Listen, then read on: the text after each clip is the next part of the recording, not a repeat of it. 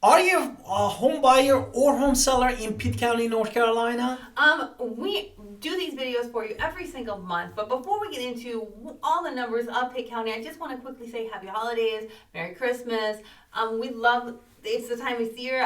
We put up our decorations. We hope you're putting up your decorations as well and having an amazing holiday season because really that's the funnest part of the season, right? So anyway, this is December as we're filming this video. Now let's talk about the actual why you're here, which is what is going on in our neighborhood with active homes.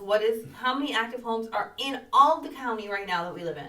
Yes, in whole Pitt County, North Carolina, in months of November, the inventory is actually the active homes is 350 homes, and the months before that in October was 312, and last year at this time was 315, which brings us to 11% actually increase from the last year. And remember, this is the entire county, so we're talking about Winterville, Greenville, to Fountain, to Grifton. So everything in our county is counted in these numbers. So with that, pending, which is under contract. Don't forget, it typically takes 30 days for a home to actually, if you're using a mortgage, to close on a home. Exactly. So just put that out there.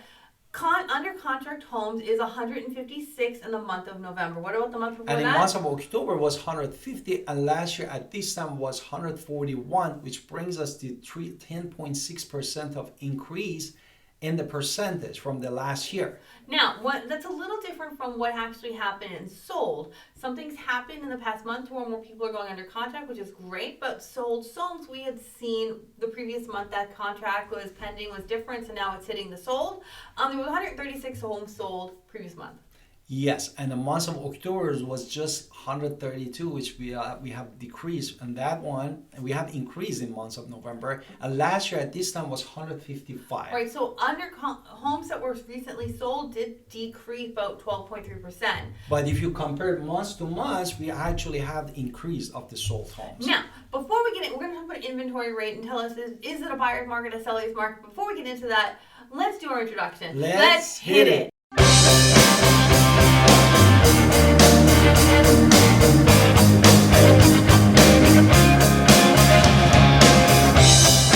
Hi, it's Alvin. Welcome to our Talent Podcast. And if this is your first time in our podcast and YouTube channel, make sure you subscribe and get notified. I'm going to call text all the time, 252-327-3357. We love talking to you. Don't be shy. Also, even put a comment in there and just tell me if you like my new haircut. How's that? Now let's talk about inventory rate. Inventory rate is just for the understanding the math purposes of this. We look at how many homes were on the active market, Exactly. how many homes were recently sold under contract, so active plus pending under contract, dividing by the contract, all the homes that recently sold in the last 30 days, and this comes up with the inventory rate. So there is some math involved. Tell us what the numbers are. The 3.72 months was months of November, and months of October was 3.5 months, and last year at this time was 2.94, which brings us to 26% increase respect to the last year. However, I want to point out this is still a seller's market out there, not a buyer's market, because it typically takes 6 months of supply for it to be a buyer's market. But this tells us the data by the numbers, it is still a seller's market out there. Now, with that, average days on the market. Now, here is where things get interesting because you have to know how much supply is out there, but how long are they taking to sell? Those are two different questions. So, on the past month, it was 40 days on average for days on market. Exactly. The previous month before that was also 40. If you look at the year before that, it was 22. 24, sorry. There was 66% increase on days on the market. Now, what about median list price?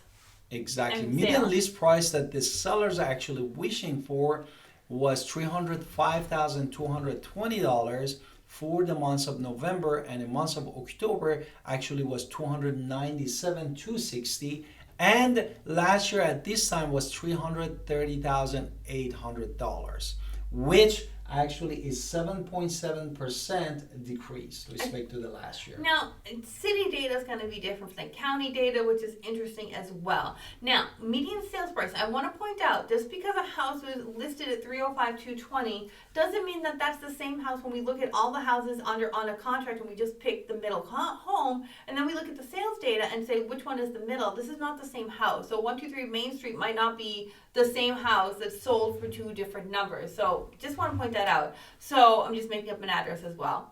261, 450 was the median sale price that just happened. And notice it's different than the 305, but it's also not the same house. Exactly. And what about the month before that? 267,000 for months of October last year. This time we are talking about 262,000, and we barely changing. Right, so it was a 0.2% difference from last year. So it's a very small data for sales data that has changed. Now let's talk about price per square foot. This is the down and dirty way that you see in the month of November that we finished.